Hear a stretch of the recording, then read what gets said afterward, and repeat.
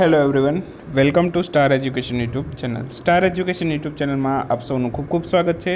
આજનો જે વિડીયો છે એમાં આપણે ચર્ચા કરીશું 22 જૂનના બધા જ ઇમ્પોર્ટન્ટ કરંટ અફેર વિશે.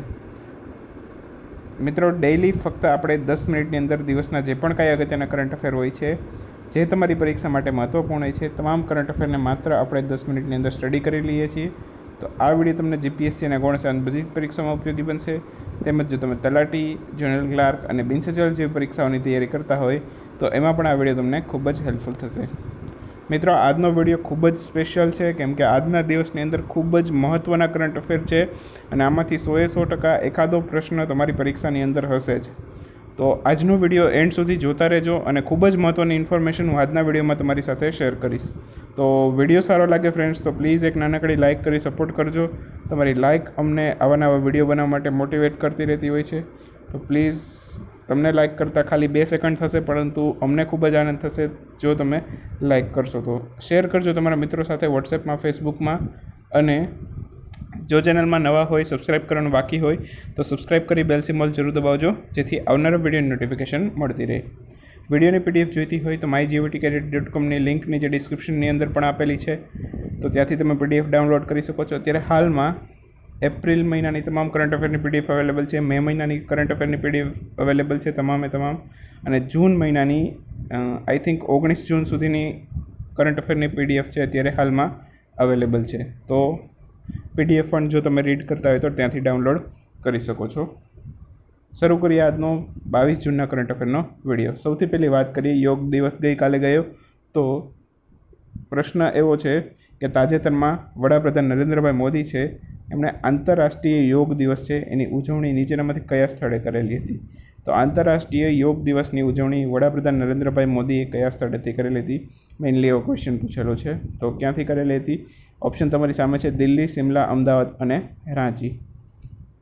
તો જવાબ આવશે ઓપ્શન ડી, રાંચી. ઝારખંડના રાંચી ખાતેથી છે વડાપ્રધાન નરેન્દ્રભાઈએ યોગ દિવસની ઉજવણીની શરૂઆત કરેલી હતી. તો આંતરરાષ્ટ્રીય યોગ દિવસ ક્યારે ઉજવાય છે એવો તો પ્રશ્નનો જવાબ બધાને ખબર જ હોય, 21 જૂન.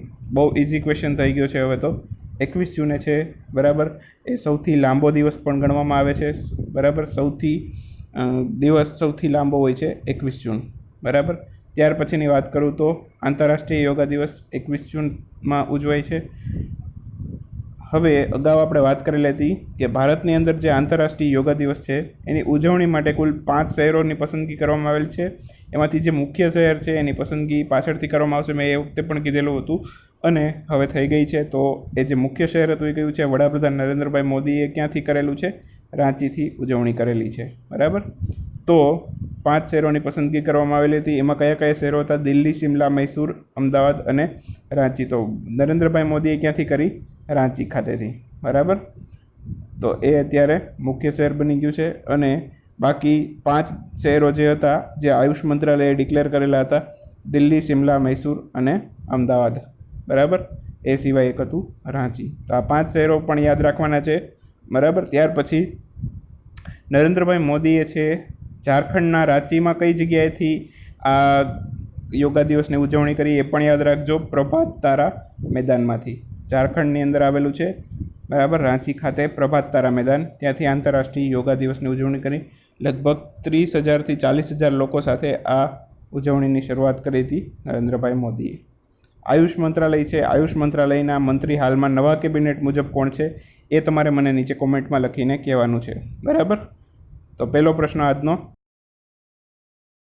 લોકો એના જવાબ આપે એવી આપ સૌ પાસેથી એક્સપેક્ટેશન રાખું છું. તો પ્લીઝ તમામ જે લોકો વિડીયો જોવે છે જવાબ આપજો.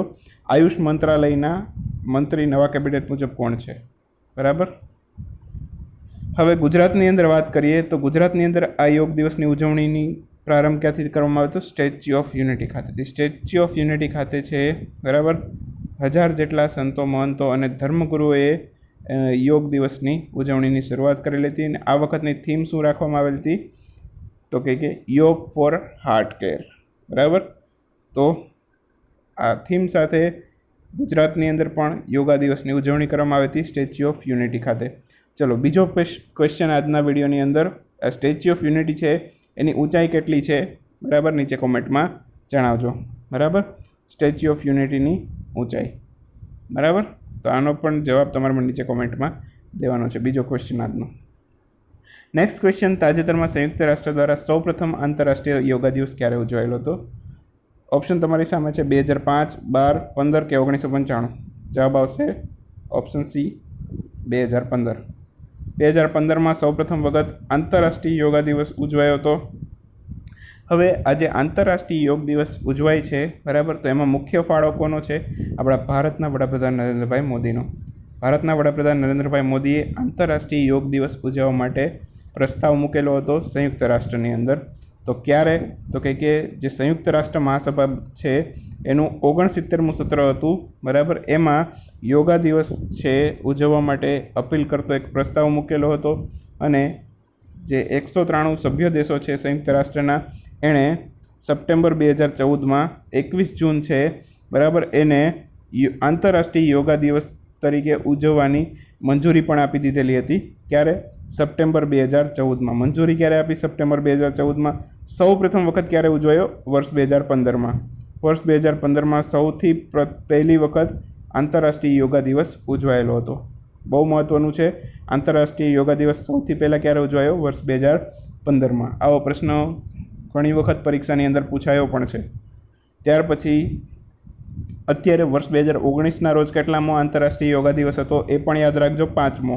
બરાબર, આવા પ્રશ્ન પણ પૂછાતા હોય છે કે આંતરરાષ્ટ્રીય યોગા દિવસ અત્યારે કેટલામો હતો, કેટલામાં ક્રમનો હતો? તો 5મા નંબરનો આંતરરાષ્ટ્રીય યોગા દિવસ છે જેની ઉજવણી કરવામાં આવેલી હતી. 15માં પહેલો હતો, 16માં બીજો, 17માં ત્રીજો, 18માં ચોથો અને અત્યારે 19ની અંદર 5મો આંતરરાષ્ટ્રીય યોગા દિવસ છે ઉજવાયો હતો.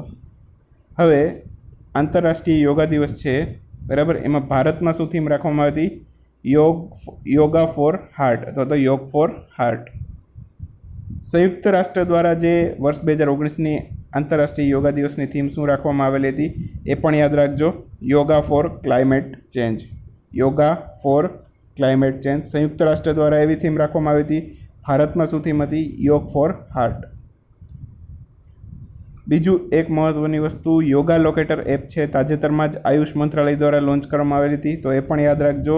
કયા મંત્રાલય દ્વારા લોન્ચ કરવામાં આવેલી એવું પણ પૂછાય તો આયુષ મંત્રાલય, બરાબર. અને કઈ એપ લોન્ચ કરવામાં હતી એવું પણ પૂછાય તો યાદ રાખજો, એપનું નામ પણ યાદ રાખજો, yoga locator app. Next question, તાજેતરમાં કાલેશ્વરમ લિફ્ટ ઇરિગેશન પ્રોજેક્ટ છે એનું ઉદ્ઘાટન કોના દ્વારા કરવામાં આવેલું? કાલેશ્વરમ લિફ્ટ ઇરિગેશન પ્રોજેક્ટ. ઓપ્શન તમારી સામે છે નરેન્દ્ર મોદી, રામનાથ કોવિંદ, અમિત શાહ કે ચંદ્રશેખર રાવ. તો જવાબ આવશે કે ચંદ્રશેખર રાવ. આ જે કાલેશ્વરમ લિફ્ટ ઇરિગેશન પ્રોજેક્ટ છે, બરાબર, એ કયા રાજ્યનો છે? તેલંગાણાનો. તો કે ચંદ્રશેખર રાવ તેલંગાણાના મુખ્યમંત્રી છે, એમના હસ્તે આ પ્રોજેક્ટનું ઉદ્ઘાટન કરવામાં આવેલું. તો કાલેશ્વરમ લિફ્ટ ઇરિગેશન પ્રોજેક્ટ એનું ઉદ્ઘાટન કરશે કે ચંદ્રશેખર રાવ, તેલંગાણાના મુખ્યમંત્રી. હવે આ જે કાલેશ્વરમ લિફ્ટ ઇરિગેશન પ્રોજેક્ટ છે વિશ્વનો સૌથી મોટો મલ્ટી સ્ટેજ અને મલ્ટીપર્પઝ લિફ્ટ ઇરિગેશન પ્રોજેક્ટ છે. તેલંગાણાની વાત આવી છે તો તેલંગાણાની રાજધાની છે હૈદરાબાદ, એ યાદ રાખજો, અને રાજ્યપાલ છે ESL નરસિમ્હા. આ પ્રોજેક્ટ વિશે હમણાં ડિસ્કસ કરીએ ડિટેલની અંદર. ખૂબ જ મહત્ત્વનો પ્રોજેક્ટ છે અને ખૂબ જ ઇમ્પોર્ટન્ટ છે તમારી પરીક્ષા માટે, બરાબર. તેલંગાણાની વાત આવી છે તો બીજું પણ યાદ રાખજો, સ્થાપના હમણાં એનો સ્થાપના દિવસ ગયેલો 2 જૂનના રોજ, 2 જૂન 2014માં તેલંગાણા રાજ્યની સ્થાપના થઈ હતી, બરાબર. તો એ પણ ઇમ્પોર્ટન્ટ છે. અને રાજ્યપાલ છે ESL નરસિમ્હા, મુખ્યમંત્રી છે કે ચંદ્રશેખર રાવ અને રાજધાની છે હૈદરાબાદ. હવે આ પ્રોજેક્ટ વિશે વિસ્તારમાં વાત કરીએ, બરાબર. તો આ પ્રોજેક્ટ છે, બરાબર, એમાં શું શું ખાસિયત છે તો કે 45 લાખ એકર્સમાં વર્ષમાં 2 પાક છે એના માટે પાણી પૂરું પાડી શકાય છે. 45 લાખ એકર્સમાં વર્ષમાં 2 પાક માટે પૂરતું પાણી પૂરું પાડી શકાશે.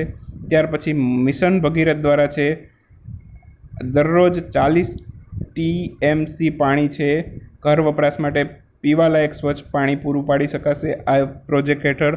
ત્યાર પછી હૈદરાબાદ શહેર છે એમાં દરરોજ 1 કરોડની વસ્તી માટે પીવાનું પાણી પૂરું પાડી શકાશે આ પ્રોજેક્ટ દ્વારા. ત્યાર પછી 16 TMC પાણી રાજ્યના હજારો ઉદ્યોગો અને ઔદ્યોગિક વપરાશ માટે પૂરું પાડી શકાશે આ પ્રોજેક્ટ દ્વારા. અને હાઇબ્રિડ પાવર જનરેશનની પણ આની અંદર ગોઠવણી કરેલી છે, જેથી ઇલેક્ટ્રિસિટી પણ આની મદદથી જનરેટ કરી શકાય. તો ખૂબ જ વિશ્વનો સૌથી મોટો આ મલ્ટીપર્પઝ પ્રોજેક્ટ છે, બરાબર. અને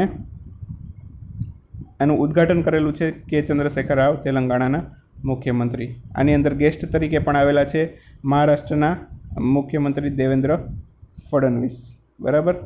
અને આંધ્રપ્રદેશના જે મુખ્યમંત્રી છે નવા બનેલા છે જગનમોહન રેડ્ડી, એ પણ આમાં મહેમાન તરીકે આવેલા છે, બરાબર.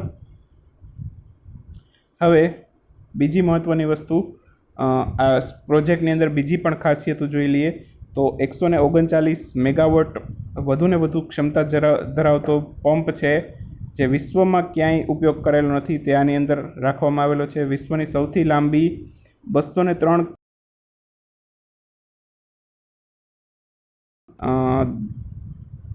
એકમાત્ર વિશ્વનો એવો પ્રોજેક્ટ છે કે દરરોજ 2 TMC પાણી લિફ્ટ કરી શકશે, અને 3 TMC જેટલું પાણી લિફ્ટ કરવાનું હજી પ્રયાસો ચાલી રહેલા છે આ પ્રોજેક્ટ દ્વારા.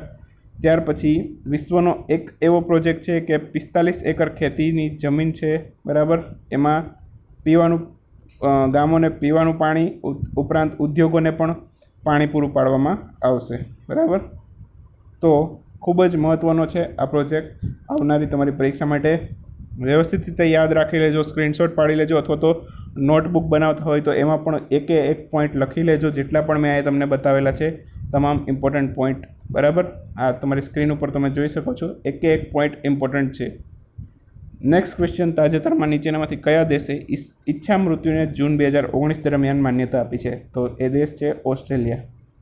સ્લોવાકિયાના તાજેતરમાં જ પ્રથમ મહિલા રાષ્ટ્રપતિ બનેલા, એનું નામ કોમેન્ટમાં લખાવો. આજનો ત્રીજો ક્વેશ્ચન, સ્લોવાકિયાના મહિલા રાષ્ટ્રપતિ સૌથી પહેલાં બનેલા છે, સ્લોવાકિયાના સૌથી યંગ પણ છે, તો એનું નામ નીચે કોમેન્ટમાં તમારે મને જણાવવાનું છે.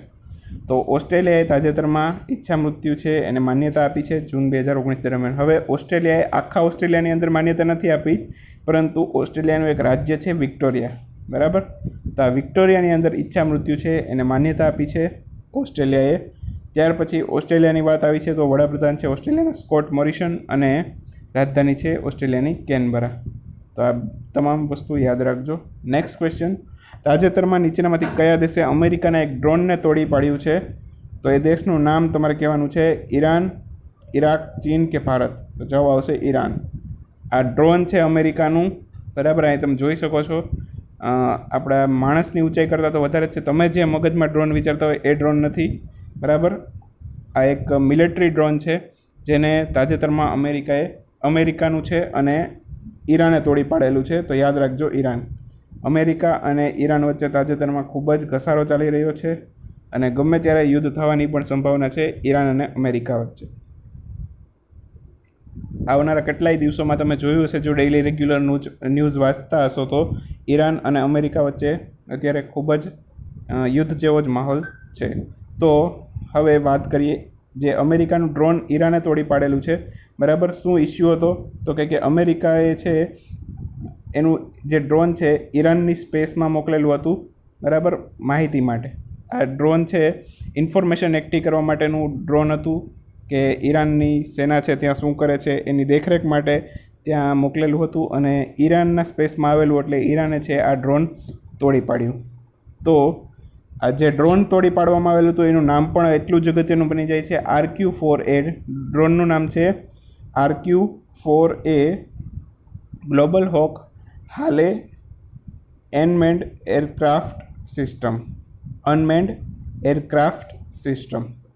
તો આ હાલે છે, હાલેનું પણ પૂરું નામ છે, એનું પણ નામ યાદ રાખજો, હાઈ એલ્ટિટ્યૂડ લોંગ એન્ડ્યુરન્સ, બરાબર. તો હાલેનું પણ પૂરું નામ છે, તો ખૂબ જ મોટું નામ છે, પરંતુ તમારે ખાલી એટલું યાદ રાખી લેવાય, RQ-4A, ગ્લોબલ હોક હાલે UAS, અનમેન્ડ એરક્રાફ્ટ સિસ્ટમ. ત્યાર પછી ઈરાનની વાત આવી છે, તો ઈરાનની રાજધાની છે તહેરાન, રાષ્ટ્રપતિ છે ઈરાનના હસન રૂહાની, અને ઈરાનનું જે ચલણ છે એ છે રિયાલ, બરાબર. ઘણી વખત જોડકા સ્વરૂપે, બરાબર, બધાના દેશનું નામ અને એના ચલણ પણ આપી દેતા હોય છે, તો એ યાદ રાખજો. ઈરાનનું ચલણ છે રિયાલ, રાષ્ટ્રપતિ છે હસન રૂહાની અને રાજધાની છે ઈરાનની તહેરાન. ઓકે ફ્રેન્ડ્સ, તો આ તો આજનો વિડીયો સારો લાગ્યો હોય તો પ્લીઝ હવે નાનકડી લાઇક કરી દેજો, તમારા મિત્રો સાથે શેર કરજો વોટ્સએપમાં, ફેસબુકમાં, અને જો સબસ્ક્રાઈબ કરવાનું બાકી હોય ચેનલને તો સબસ્ક્રાઈબ કરી બાજુમાં રહેલો બેલ સિમ્બોલ જરૂર દબાવજો, જેથી આવનારા વિડીયોની નોટિફિકેશન મળતી રહે. મળશું નેક્સ્ટ વિડીયો લેક્ચરની અંદર નવા કરંટ અફેર સાથે. ત્યાં સુધી આવજો. Bye bye, good night, શુભરાત્રી.